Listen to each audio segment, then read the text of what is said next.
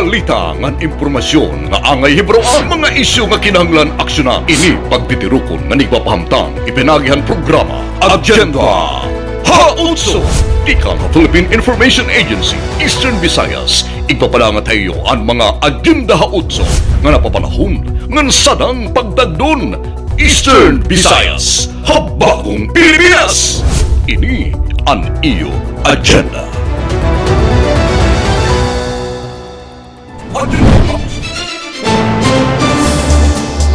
Halinyada han mga balita. Patapod han Southern Leyte 1st District Engineering Office, waray ghost projects ang irabuhatan. May ada mga tools ng mekanismo para masiguro ang kalidad hin mga flood control projects nga iba pa nga infrastruktura sumala han DOST. 300 nga naggraduar nga 4-piece beneficiaries ginpasidunggan han DSWD. Biliran Provincial Police ginaghat ang kooperasyon han katawhan para han pagsugpo han krimen. Tupad program han Dole, padayon nga nakakahatag ginayuda han Northern Samar. Burunganon artist naglunsad hin solo art exhibit sa Kapitolyo han Eastern Samar. Haratsada Balita. Sektor han agrikultura, panguna nga naguundong han ekonomiya sinirangan Visayas, subay han agricultural statistics han PSA. MUPH Leyte, igbibida ang turismo nga agrikultura ha probinsya ha pagpilihin bago nga reyna. Ang News and Information Center. Ipanalo ang kinabukasan program ng DSWD, inarangkada na Hatakloban, Istorya Panlawas, Alzheimer's Disease, paghihingadayan. Mga detalye, hanaton mga balita, masunod na! Okay nga oras masangkayan ini ang amon ika-34 nga edisyon ang Agenda Hautso. Damo salamat ang iyo permi nga pagsuporta. Ako ay Frederick Humeres. Damo nga mga aktibidades ngan selebrasyon han gobyerno ang gindumarahan niya na og han nakalabay nga semana. Haluyo hini permi na katuan puwersa na Agenda Hautso ang gudlay pada nga taiyo ang mga mag-upay nga balita ngan impormasyon. Ako si Steffi Libarios. Ang Agenda Hautso in padayon makikita niyo Facebook pages han Philippine Information Agency Eastern Visayas. Permi lang ka motutok para han mga balita nga napapanahon. Ako, Heije Espinosa. Ang Agenda Hautso in iyo masusundan ang mga istasyon ng Radyo Pilipinas Kalbayog, Radyo Pilipinas Sugod, ng Radyo Pilipinas Borongan. Ini hi Jane Sanyanugay, ini an iyo Agenda Hautso. Gimpatapod ang DPWH Southern Leyte ang 1st District han waray ghost project ang irabuhatan.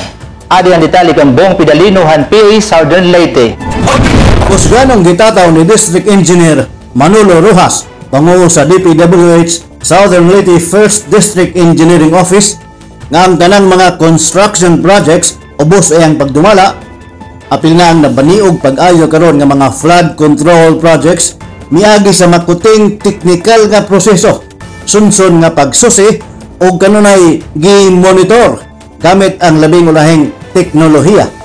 Sa press conference dito sa iyang buhatan sa ning-aging semana, gitumbok ni Rojas nga walay ghost projects na itabo sa mga dapit ubos sa iyang ginsakupan gikan sa dakbayan sa Masin hangtod sa lungsod sa Buntok, apil na ang Limasawa. In our district, maka-assure ko nga wala tayo guni-guni. Matapag-iingon ng Presidente nga wala tayo ghost project. So, among i-explain ang process flow sa atong gikan sa pag-identify ngadto sa pag-procure ngadto sa pag-implement ngadto sa pagkuhan sa quality control processes. So, akong ipa-discuss or para represent lang ba para nga nung nga dili may musipya o makagarantiya may ninyo na wala na may ghost project.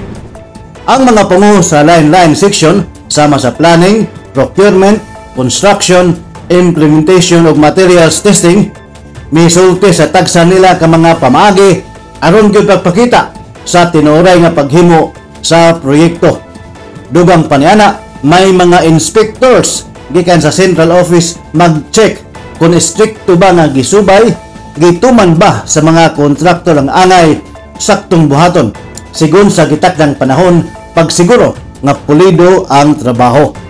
Hinoon, giklaro ni Rojas nga bisan nahuman na ang proyekto nga unta mupugong sa baha, may tabo gihapon ng pagbaha. Kana gumikan kay ang mga kabalayan na naman natarok sa kilid, sa sidsid sa suba, wala na iluag nga hawan. Ug lain pang hinungdan, mao ang basura nga makatuok sa hanoy unta nga pag-aginod sa tubig.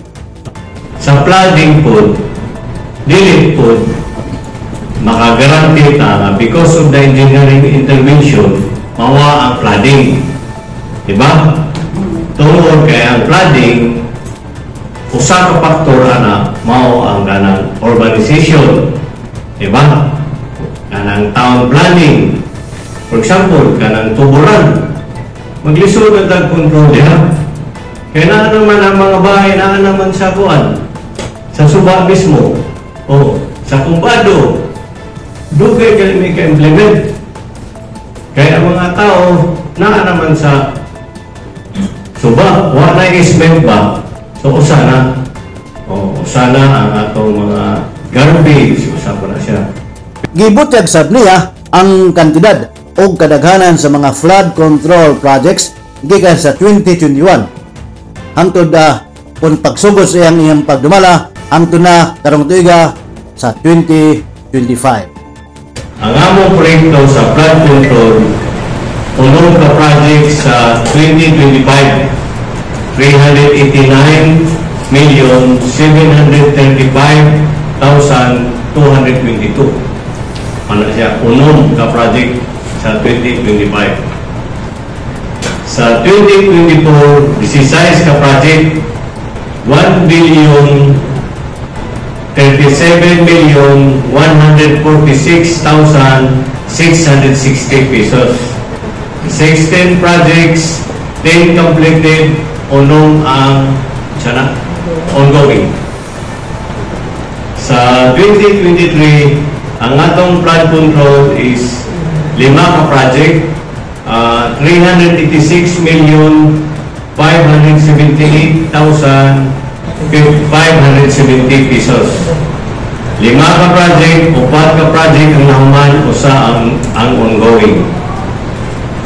Sa 2022, 15 ka proyekto, 699,048,900. Mga na itong 15 completed na na. Sa 2021, ang atong project is sa Division District 1, 4. Pero kita pa may nag-implement na niya, i-split lang din. 4 ka project worth 159,405,820. Gikan sa PIA Southern Leyte, Kong Pinarino, alang sa Agenda Ha-8. May ada mga tools ngan mekanismo para masiguro ang kalidad hin mga flood control projects ngan iba pang infrastruktura sumalahan DOST. Adin report ni Alet Reyes ng PIA Leyte. May ada mga abilabli nga kagamitan ngan mekanismo agud masiguro nga di kalidad ang mga pagbubuhaton nga flood control projects ngan kung kaangayan ba nga talwas maghimo hinbisan ano nga infrastruktura hausa nga lugar. Ini ang ginpahayag ni Department of Science and Technology Secretary Renato Solidum Jr. hausa nga press conference kasumpayan katatapos pala ng Regional Science and Technology Week sa syudad ng Tacloban. Inialayo naman ang kontrobersiya ang pagtaga flood control projects na ginaaligar diri di kalidad ang kahimo darahan korupsyon hinungdanhan pagpabilin hin mga insidente hin babaha hadamo nga lugar dinhi Pilipinas. Whatever projects you raise, just like what we're trying to do now, we're building a geospatial analytics and technology solutions platform.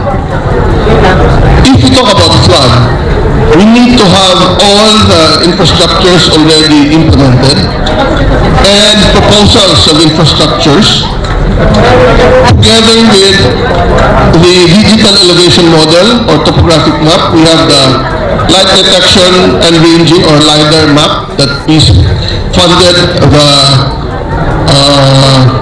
Genetic Department of UP since 2012 through various programs. So, particularly Visayas Mindanao, we have this.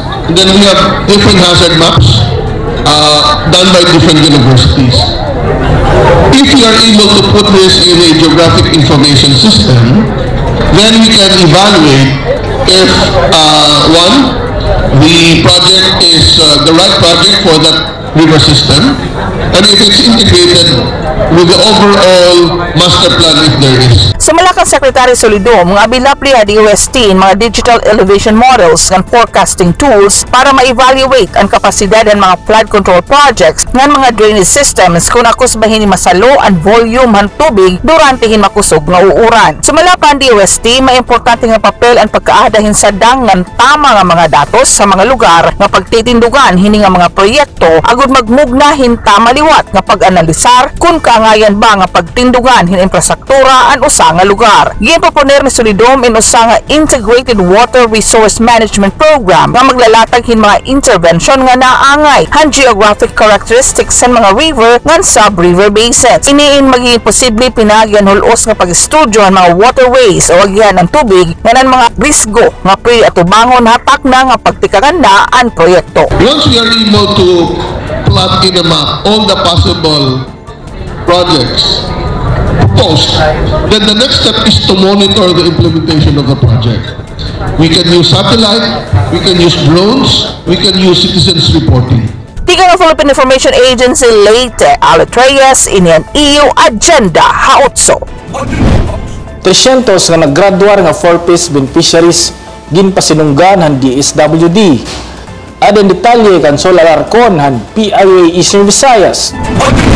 Maabot ang 300 nga benepisyaryo han Pantawid Pamilyang Pilipino Program o 4Ps din ang syudad ng Tacloban amot ang ginpasidunggan hagin buhat nga pugay tagumpay graduation ceremony ha People Center and Library Tacloban City. Ang 300 nga mga benepisyaryo nga gisisiring may rin nakalugaringon income amot ang naggraduar na kahuman himpira katuig nga pagin miyembro. Sumalang DSWD 8 Regional Director Grace Subong ang paggraduar han 300 nga benepisyaryo inagpapamatuod la nga akos ang Pilipino nga kontrahon ang kapobrihan ipinaagihan determinasyon ngan kamakugihan kada usa. Ngayon pinagdiriwang natin ang inyong sipag at determinasyon. Ang inyong pagtatapos sa 4Ps ay patunay na sa tulong ng programa kayang-kaya nating labanan ang kahirapan. Kayo ang buhay na patunay ng tunay na pagbabago. Usaton 4Ps monitor child kay Kimberly Monteroso ngayon na usa na nga licensed professional teacher amo ito nagpasalamat ni dahang gobyerno mahitungod na dako ini nga bulig ni dahaira labi na nga nakatapos siya pag-arama. May niya sagdon ni dahiton iba pa nga benepisyaryo. So my fellow beneficiaries, my advice is this: maximize the opportunity. 4Ps is not just about financial help. It is a chance to change your life.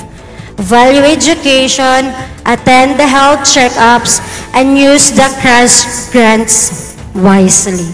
Tikang nga PIA Eastern Visayas, Sol Alarcon, ini ang iyong agenda, Haotso. Biliran Provincial Police ginaghat ang kooperasyon han katawhan para hapagsugpo han krimen. Aden report kan Rodrigo Victoria han PIA Biliran.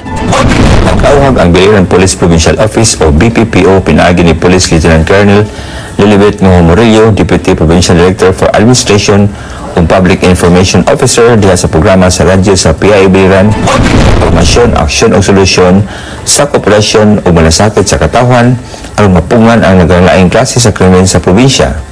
Sa pagsaulog sa Crime Prevention Week, ang ipigayon gikan September 1 hangtod sa 7, gila sa kapulisan ang dako nga papel sa publiko, lokal nga magamhanan ug kapulisan ang gitawag og triumvirate function. Giingon ni Murillo nga dili lang PNP ang kinahanglan nga mulihok, kung dili ang tibok komunidad aron malikayan ang makasagarang krimen sama sa traffic accidents, rape o sexual abuses. Atong gi-address ani ma'am is empowering them more on the prevalent crimes here in Biliran. So today ma'am, ang appeal gyud ma'am among gi-emphasize jud ani nila sa ilang symposium is the traffic accident. Kasi dako kay factor ma'am ang atong mga kabataan, and not just the mga kabataan, but all over kahit mga illegal age na ma'am, naagyud ani niya prevalent crimes here in Biliran. Traffic accident, and then the rape or any sexual abuses. So muna itong i-address kasi daghang kay mga, mga youth nga need na to ma-empower with regards to this laws. Lakip sa mga inisyatibo sa BPPO ubos sa liderato ni Colonel Erwin Portillo, nagpresentar ni Murillo ang musunod: o plan bandilyo, o plan pagpasulsog, o plan pagsilyo, para o patrolya against rape and abuses o aling pulis. Ipamuduman usab sa kapulisan ang papel sa ginikanan o mga magtudlo sa paggiya sa kabataan pinagi sa heart-to-heart talk o pagbantay sa ilang mga kalihukan. Gila nga ang ulahi nga pag-report sa mga kaso sa rape o sexual abuses usa sa hinungdan nga magpabilin ang problema. Musa giasoy nga ang tul-aid o paspas nga pag-report usa ka epektibong paagi pagkontra niini dugang pa ni Murillo. As per our instruction sa among hired quarters na mag-implement miani niyang uplan bandilyo. So while they are still waiting tungod kay naas na mga violations, mag-conduct big uplan bandilyo. We are giving them the chance to be informed ngano ni siya nga need ma-implementing uplan pagpasulso. Was the need of helmets? Kaya din sa tuwa ma'am, kining mga accidents gyud daghan kaayo makausal kinabuhi tungod kay walang helmet, madisgrasya. Daghan kay mga motor na supposedly dili angay sa kalsada, makakos og disgrasya. Ibalo usab niya nga gisiguro sa PNP ang confidentiality sa bisan unsang report gikan sa katawan uban pa sa 5 minutes response time sa 911 hotline nga nakahatag usab og daghang kalampusan. Sa bahin si LGU na bahal gihatagan ang kapulisan og body-worn cameras, handheld radios o drone equipment aron mas mapaayo ang pagmonitor ug mas mapaspas ang pagresponde sa mga insidente. Gipakusog-usab ang Barangay Peace Action Teams nga gilangkuban sa mga tanod o volunteers aron motabang sa pagbantay sa kalinaw ug hapsay sa komunidad. The help of our LGU, I extend the gratitude sa atong mga LGUs for supporting the program of the PNP through the provision, support resources sa aton, like for example, ang atong mayor sa Naval nag-provide og body-worn cameras. Matod pa ni Murillo, ang galawasan og kalinaw sa Biliran dili lang trabaho sa kapulisan apan responsibilidad sa tanang katawhan.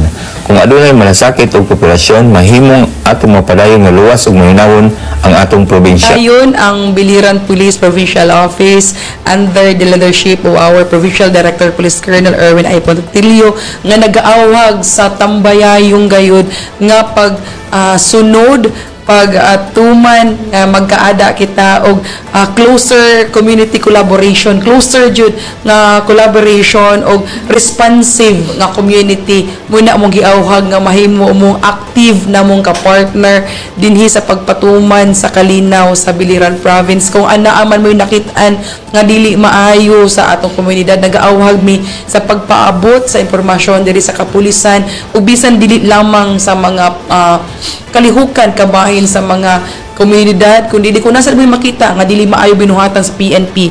We are more grateful also nga makorek sad ang discipline, ma-align sad ang amo ang organization para mahapsay ang tanan. So padayon mi nagaawhag nga magkaadata og malasakit dinhi sa probinsya sa Biliran og open ang amo ang office para to cater anything na mga complaints or information or any suggestion for our organization to improve our services. Yan sa Philippine Information Agency, Biliran.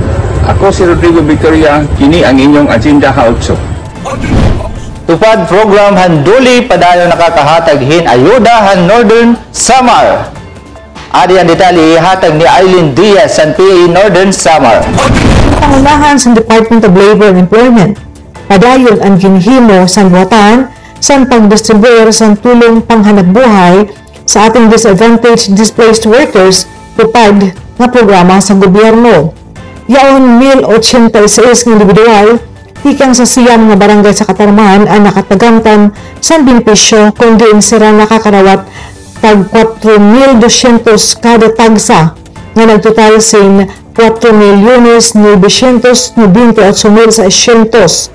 Nasugad si Mark Anthony Dialago, ang tupad coordinator, ini nga programa in para sa disadvantaged workers Sugad sa parag-uma, may kapansanan, parag pangisda, parag tinda, pick-up drivers nga nagtunawara ang trabaho. Durante sa pandemya, nga mawan premier nga katuyuanan sa programa nga ini nagpadayon tungod nga padayon ang pag-alokar pundo sa gobyerno para sini. Yung tupad kasi sulong panghanap buhay para sa ating youth advantage or this youth work. Bali yung tupad is implemented or naging active siya ng program ng government. So yung layo nito is makapagbigay ng tulong financial para sa ating mga disadvantaged market. Sa isang beneficiaryo si Joseph Villanueva Teneo, 34 anyos sa iyo nga parag-uma, nasugad nga dako ang bulig sa nira tungod kayo ang pasaraginatas, so ginpapalit nga gatas, pagkaon ug sura ang nakakuha nira nga kwarta. Yung ginatas, palit ko gatas, pagkaon ko. Siya ako salamat nga dami Sa iyo pa nga nakapagamtam sa programa mao si Marjorie Capalis, 29 anyos, taga Barangay Guba, nga nagpaabot sin pasasalamat sa programa tungod sa bulig sini sa matag-adlaw nila nga panginahanglan. Pwede mo ko papalit. Gata, langking, tura namon. Tawaran ko. Kaplo, dako salamat kayo. Tagang kami. Kore mo kami. Nagtrabaho na siya. So, kore ako namin. Ang siyam nga barangay nga ginpadangatan sa asistensya mao ang Barangay Buksol, Salvacion, Patikwa, San Julian, San Pascual, Kabayhan, Kaligang, Ibalagnan ng Guba, uli ang mga tayaw o remote nga mga barangay sa Bunto, San Catarman. Ginhimo ang payout sa Don Biernes kadlaw sa 5 sa Barangay Washington sa Buatan, San Doli, kaupod ang Municipal Public Employment Service Office sa Catarman, nga gin-asipindiran ni Doli Assistant Regional Director Attorney Joan Nuya Nidua. Pikang sa Philippine Information Agency Northern Samar, ini sa Aileen Malazon Diaz para sa Agenda H8. Boronganan artist naglunsad ng solo art exhibit sa Kapitolyo Eastern Samar. Adin report ni Vigong Ban han PA Eastern Samar. Kinabrihan na nakalabay nga si Mana ani katulong nga solo art exhibit han boronganan artist nga Ilay Kiyal nga gintawag Hunas nga Haganas o Tides and Ruzzles ha Eastern Samar Provincial Capital Lobby. Hiilay inasa nga self-taught multimedia artist nga natawo nga binako ha syudad itong Borongan. Naghuli iya na pinaagihin pagpakita han iya mga obra nga inspired han mga butang nga iya gindakan nga ng mga kahinumdum han iya kabataan. Nag-aram hiyahin fashion design ha Art Institute of Vancouver nga nakatrabaho sa Qatar, Canada, ug United Arab Emirates. Dito, nakakuha hiyahin ideas nga iya na naging inspirasyon paghimohin art sa canvas, tala ng dagko nga mural.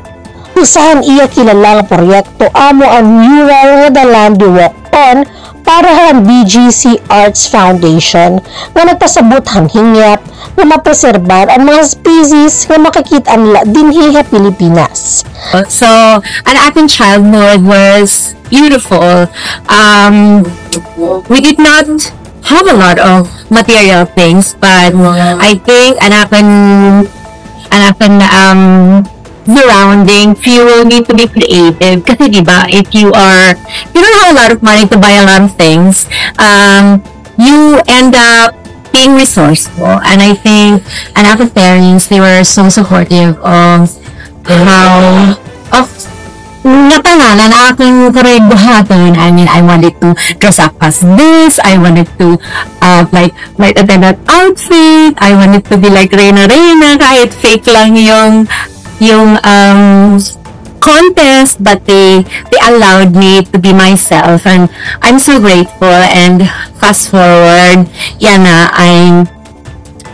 I can create art and I can express myself at all my work is rooted in action childhood. I feel so lucky nga dinasa dinhi ha Borongan. Ginpasalamatan gihapon niya ang suportahan provincial government labi na kan Governor Ralph Vincent Verdone nga nag-abrihan Kapitolyo kung espasyo para han kultura ngan arts.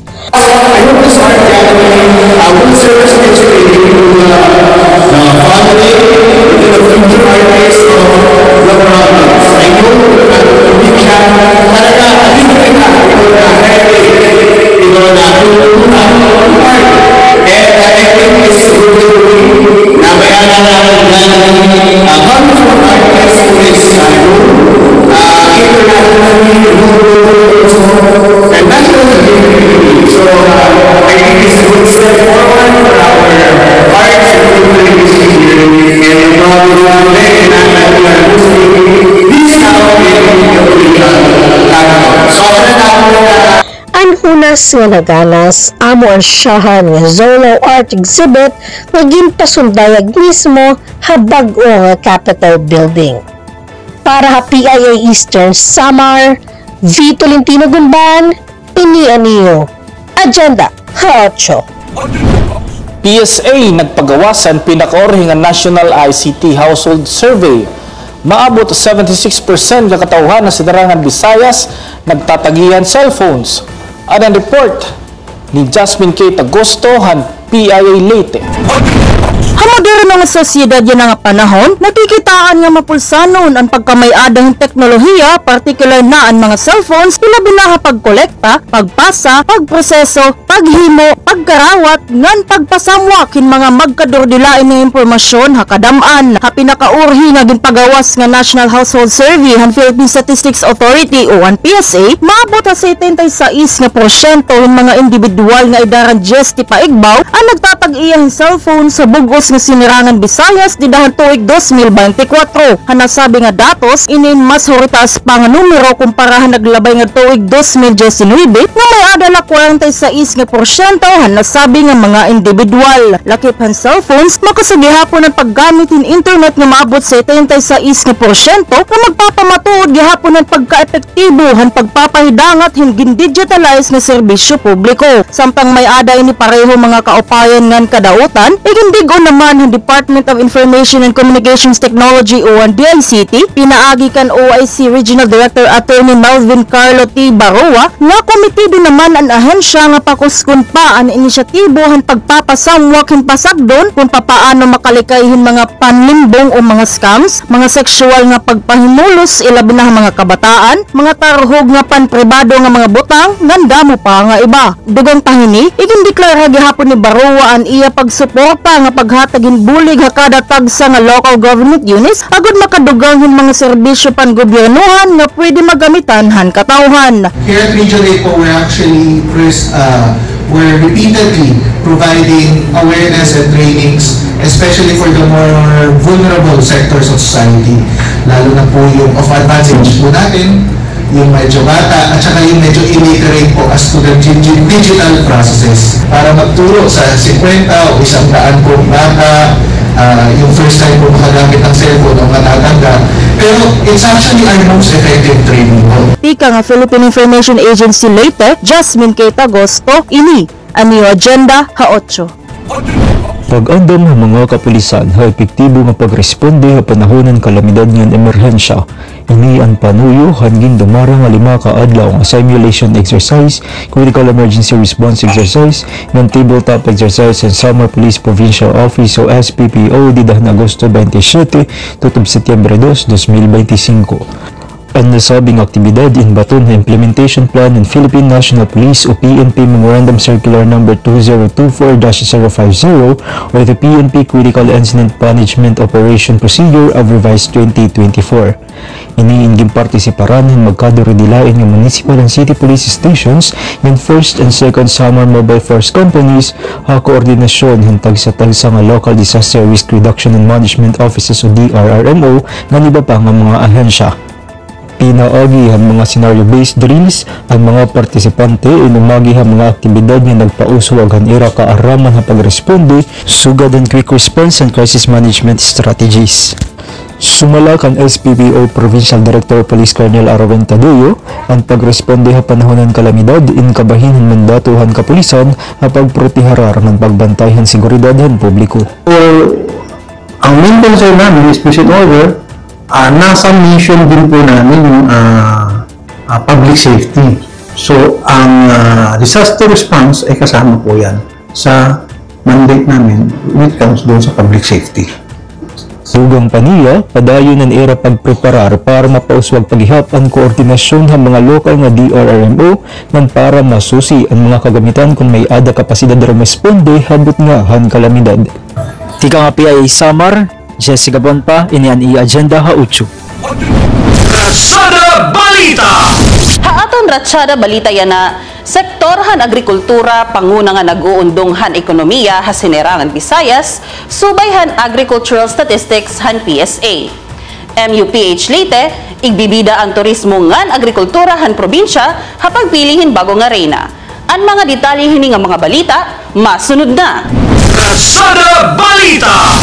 Nagpapadayon ang sektor ng agrikultura sinerangan Visayas kung panguna nga nagpaparigon han ekonomiya han rehiyon. Inisubayan mga datos sa gipagawas sa Philippine Statistics Authority at pinakauring nga agricultural statistics in Eastern Visayas kundi may ada 4% nga pagtubo agrikultura di dahan naglabay nga tuig. Naisubutan pa gihapon basen mga datos nga may ada na pagtubo nga production rate han mga sektor ng agrikultura han rehiyon hansyahan nga duha nga quarter sa niya nga tuig 2025. Sumalakan PSA Regional Director Wilma Perante, ini nga mga pag-isa growth rate nga production rate and agriculture, forestry and fishery in magsisigura positibo nga kontribusyon na kabug-usan ng gross domestic product han sinirangan Visayas para yan nga tuig. Hidahan 2024 nakada 6.2% ang economic growth rate ang Eastern Visayas nga nini kalima pinakamalaksi nga growth rate ha bugos nga nasod. Ang kanan rehiyon gross domestic product umabot ha 555.62 billion pesos sa 2024 tika nga 523.22 billion pesos didahan 2023. Nagpagawas ang PSA han agricultural statistics ago dinin maging basihan na paghimo ng mga programa nga proyekto ha mga tag-implementar han programa sugad man maging basihan na pagmugnahin kaangayan ng mga palisiya nga interventions agud masurapon mga problema nga nakakabalaong hamas nga pagpadukwag hini nga sektor. Tiya nga Philippine Information Agency Leyte para Ratsada Balita ini Alet Reyes sinin iyo agenda ha 8. Ratsada Balita!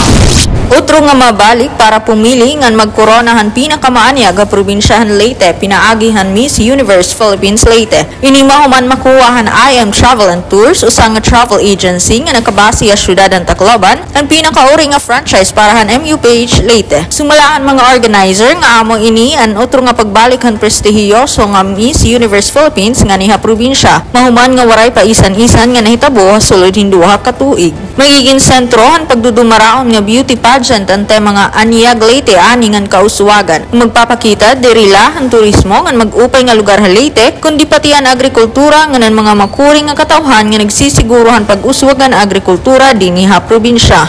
We will combine the Miss Universe Philippines Leyte, not just the tourism, but also for agriculture. So we will combine the agri-tourism. So for the focus of from the government, also we will combine what's in sa mga farmers po natin na nandito. Na sa mga, not only for the beauty of the penyas. Kasi alam naman natin magaganda tayo. Diba?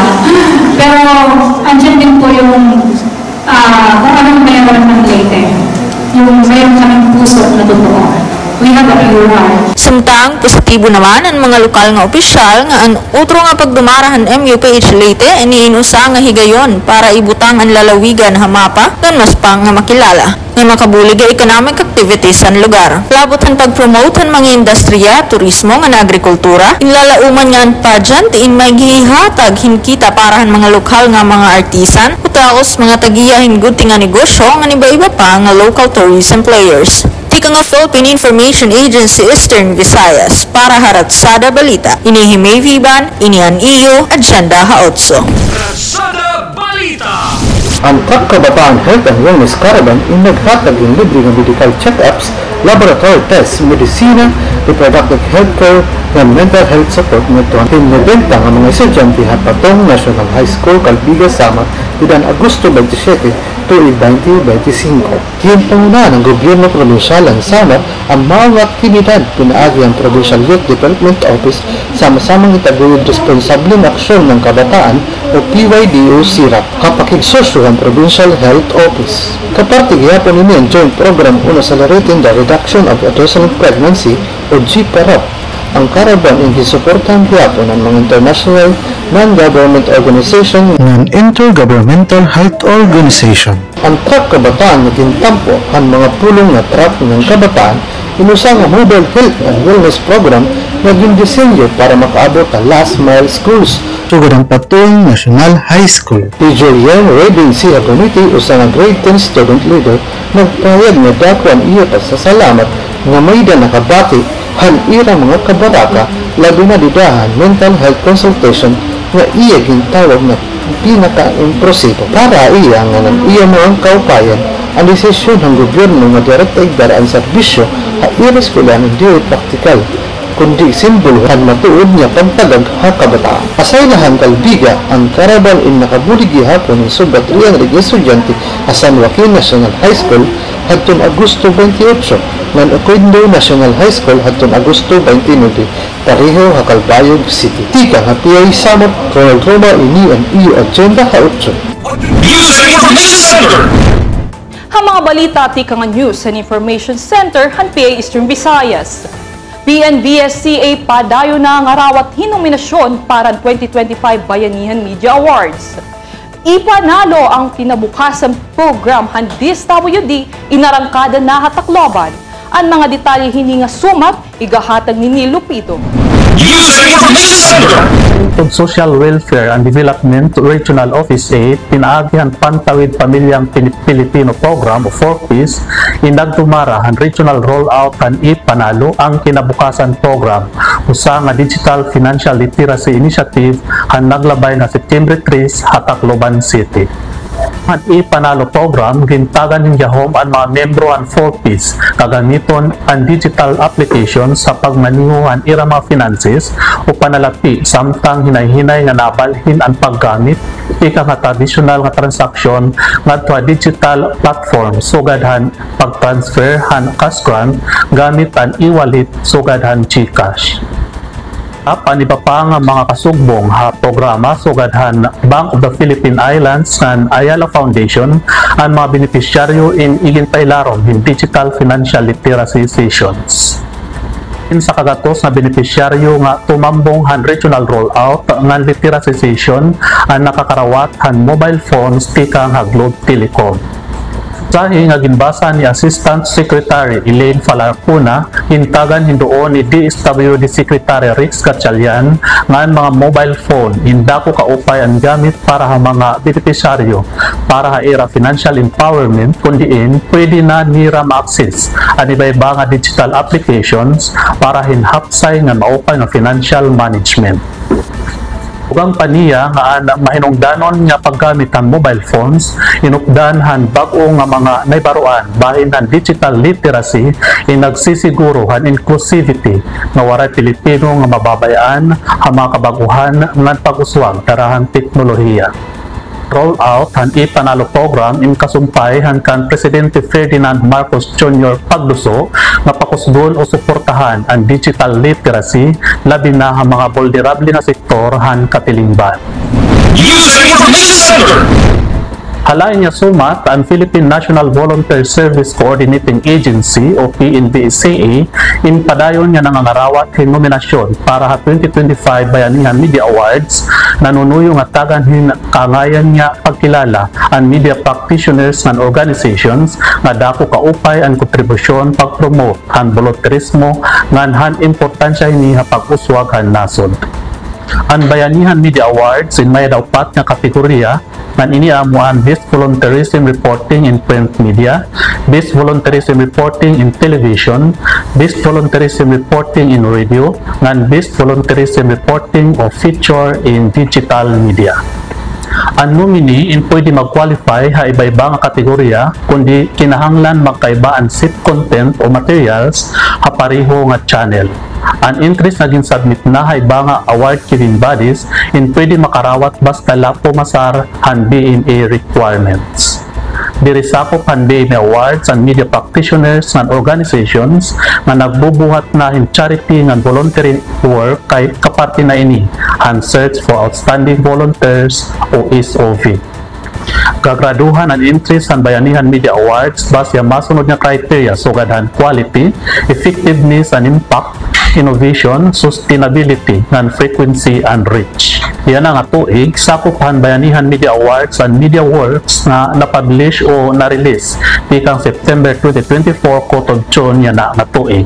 Lakipan ipapasa nga nominasyon and accomplished nomination form, proof of legitimacy, kopyahan published articles sa radyo, TV programs o online content ngan ebidensya nga nagpapakitahan online shares, views ngan Google o Facebook Analytics. Ang magdadao ka regional level in ilalaban para national level competition ng Bayanihan Media Awards. September 12, 2025 ang deadline han pagsubmit ang interest ngadto sa designated higher education institution o dingani ha PIE provincial offices.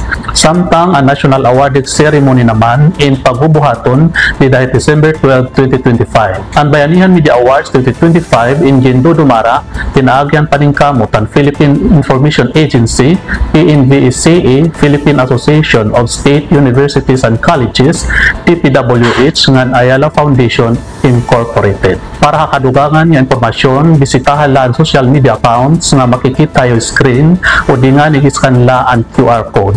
Ikang News and Information Center ang PIE Eastern Visayas, ini hinilupido ngan ini ang iyo agenda ha 8. Istorya Panlawas. Magpapadangat ang mga bagong impormasyon nga nakakaapekto han kahimsog hanaton Panlawas. Istorya Panlawas. Mga impormasyon ha mga tambal o paglikay han mga magkarinlaing nga mga sakit nga nakakabalaong ha Panlawas ang mga tao. Iyo may babatian ha Istorya Panlawas. Istorya Panlawas, masunod na! Yan ang nga edisyon han Istorya Panlawas atong pag-istoryahan ng usa nga klaseng sakit nga dementia. Ang tinatawag nga Alzheimer disease na kasagaran niya nakakapekto ang mga edaran na. Ako'y Judith Loderes.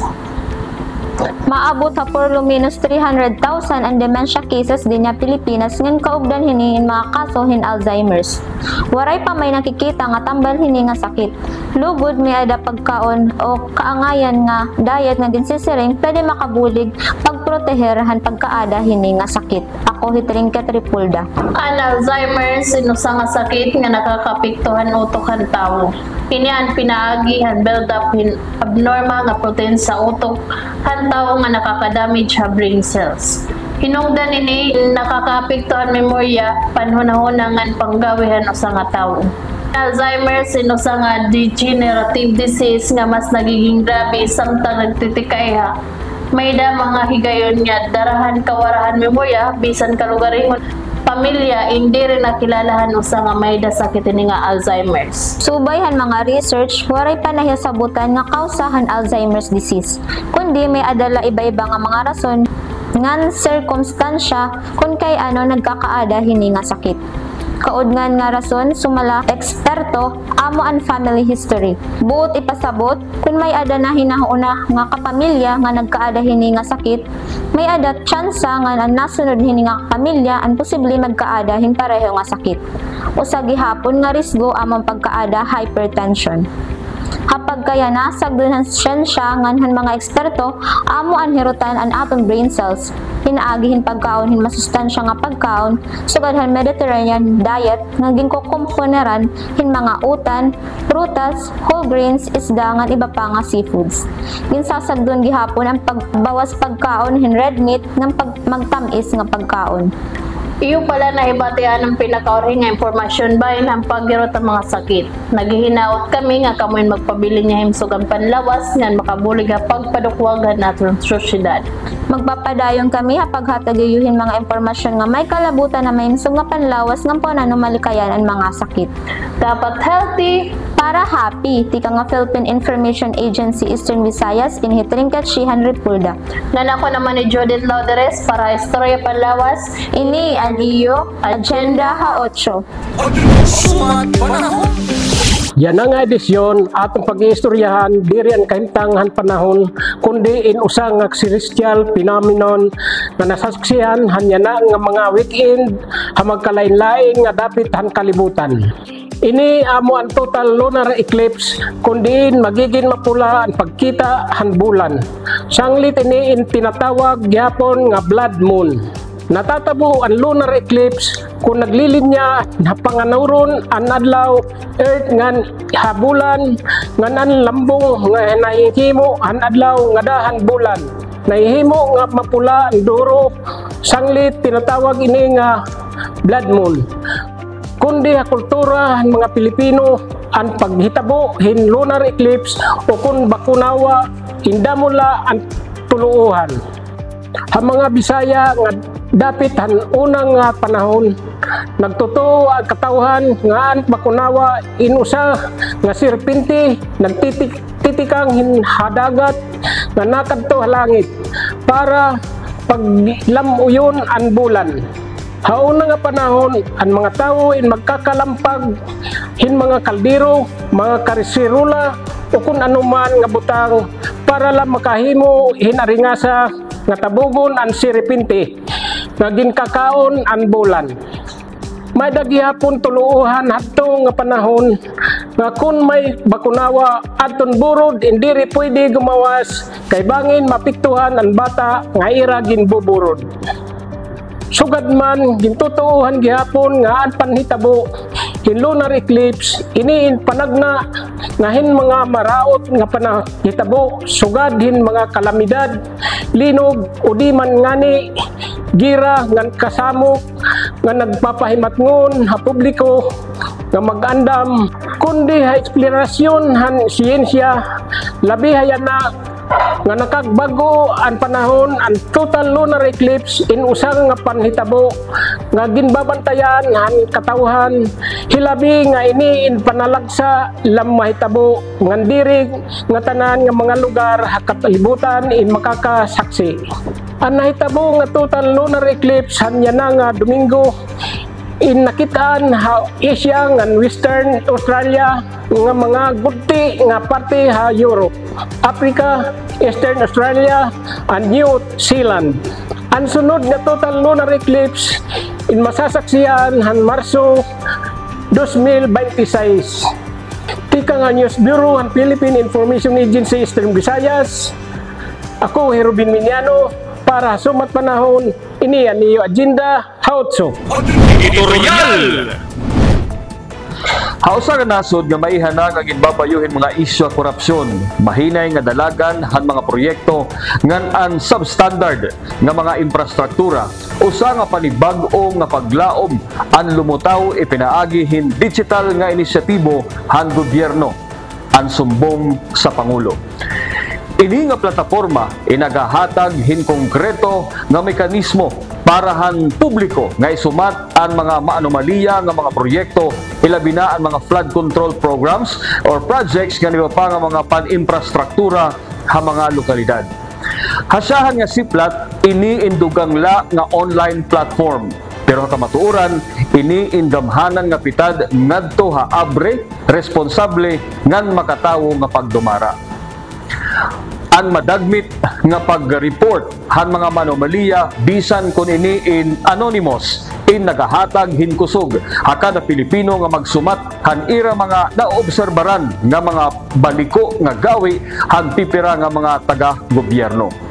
Imbis nga itago ang kasinahon darahan mga nakatiwangwang nga mga proyekto, mga lubak-lubak ngan agian ti pakadto habulan nga mga kalsada, may ada na malinaw nga pamaagi para ipadangat hindirekta ha presidente ini nga mga reklamo. Mismo si Presidente Ferdinand R. Marcos Jr. ang nagyakan nga personal niya nga kikitaon ang mga report nga iginpapadangat hasumbong sa Pangulo usa nga pahayag nga naguundong hin may kabaratunan ngan pagpaid nga pangobyernohan. Ini indiri basta-basta Ang portal in may detalyado ngan abri nga mga listahan hin masobra 10,000 nga mga flood control projects ngan ukon han DPWH tikang Hulyo 2, 2022 kutob Mayo 2025 kompleto ha lokasyon, kontraktor, kantidad ngan petsa han pagkompleto.